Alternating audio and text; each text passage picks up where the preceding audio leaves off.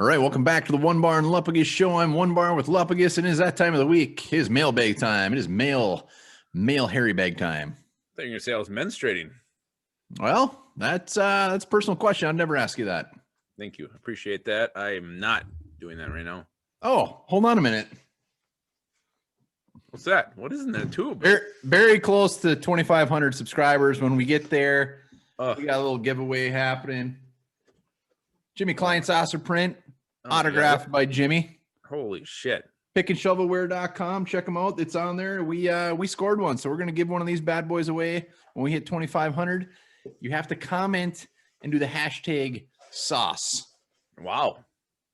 Am I eligible to get one? No, you are not. But I'm very close to keeping this because it's actually pretty damn sweet. No, you can't say you're gonna give it away and then say you're gonna keep it. If nobody does the hashtag sauce, then I win. But there's already been some sauce hashtags, so subscribe, like the videos, win that saucer. What are we, about 400 away?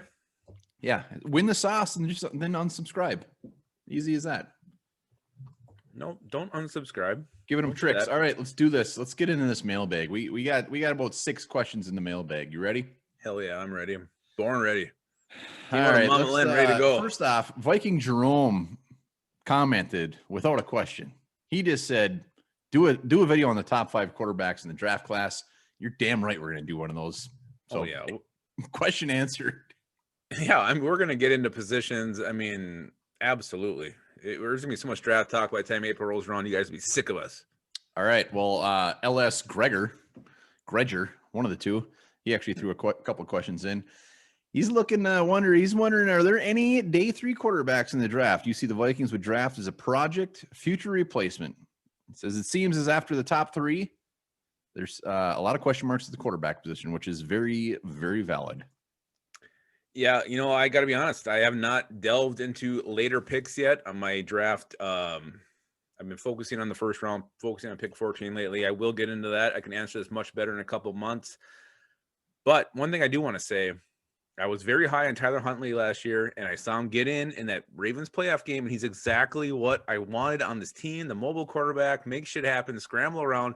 That's the kind of guy I want. If there's one in the late rounds, that's the one I'm targeting. I want to have that X factor kind of quarterback who can make shit happen. And I was right. I liked what I saw from Huntley last week, and that's the kind of quarterback I want backing up Kirk Cousins. All right. Well, I got a name for him, and it kind of fits the mold you just described. And remember, he said day 3. Yeah. So I don't like the fact at all of waiting again and taking a 7th round quarterback, a 6th round quarterback. I think that's pointless at this. We need to bite the bullet and just grab a quarterback. But if there was a day 3 guy, one guy that I like probably more than I should is Ian Book from Notre Dame. And he's just a scrappy quarterback. He's a 3-year starter for Notre Dame. 6 foot, 206 pounds, not the tallest guy, but I've read multiple times where they compare him to just a backyard quarterback where he just does his own shit. And yes, it appears to backfire on him at times. He's got a decent arm. Like I said, 3-year starter, won 30 games at Notre Dame. So he's a project. He is a guy that is probably on the cusp of 7th round to undrafted. But I would love Ian Book. I would love him very much. Go watch some of his highlights on YouTube. They're very entertaining. He can definitely make things happen with his legs, and he's accurate and a decent arm. They call him the story, I think, if he panned out. Yeah, it sounds wonderful. There'll probably be a movie about Ian Book someday. Huh.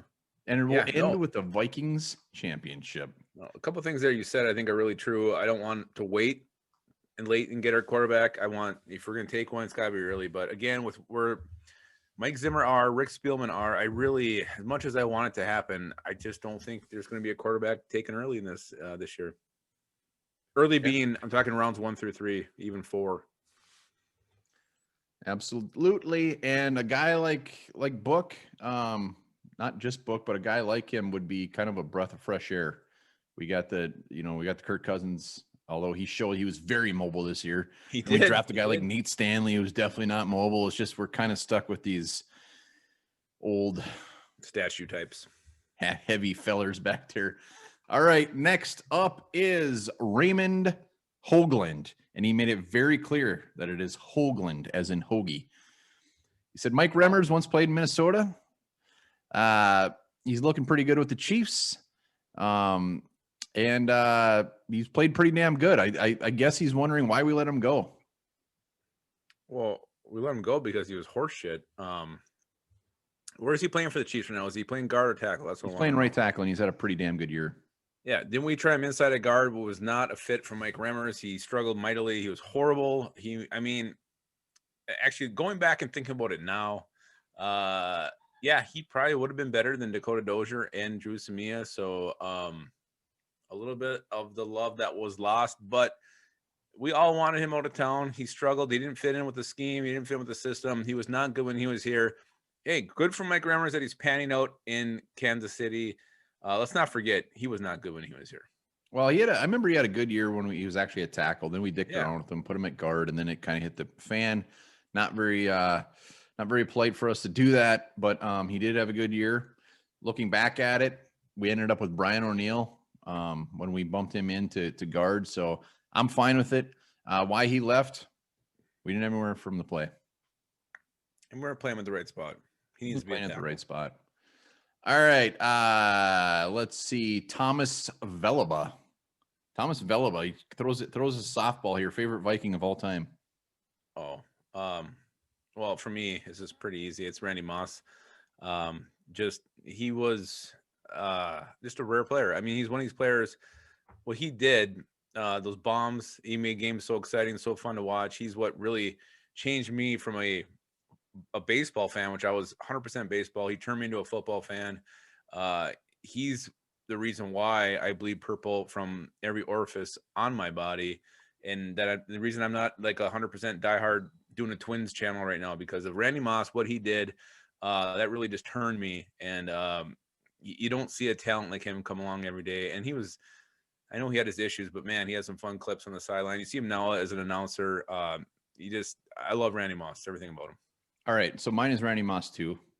So let's change it up, even though it was a great question. Who's your second favorite Viking? Because everybody's Randy Moss. Is it? Is everybody's Randy Moss? I would assume so. So let's second favorite Viking. God, that's tough. I'm gonna actually go with Ty here. And again, I'm sticking more recent. You're gonna probably name some guy from the 80s. I know. I'm gonna go a tie between Jared Allen and Adrian Peterson. Jared Allen, just the intensity he brought, how fun he was, his little lasso dance, and him fighting against who was it, Donald Penn from the Bucks, that getting all bloodied, and then the next play sacking the quarterback. Amazing. I love Jared Allen. And Adrian Peterson, just the way he ran, how angry he ran, pushing guys over, the speed, the violence of his running. And that he was, like, to me, almost like the Randy Moss of running back. So love those two right behind Randy Moss. Yeah. Those are very good ones. I'm going John Randall. John Randall. Everybody loves him. Everybody knows why. Guy was nuts, crazy. Had looked like somebody shit on his face with all that paint on there. And he was one of the best damn defensive linemen ever to play in the league. So as painful as it is, I got a lot of those 80s guys right on the cusp, but I'm going John Randall. So Moss and Randall.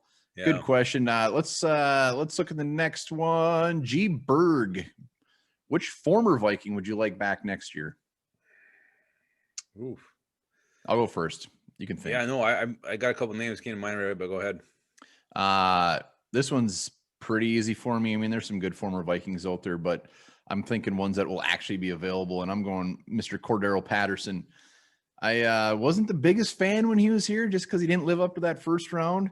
But as bad as our special teams has been, I would welcome him with open arms, big man hug, and I think you'd come at a decent price. And what a reunion!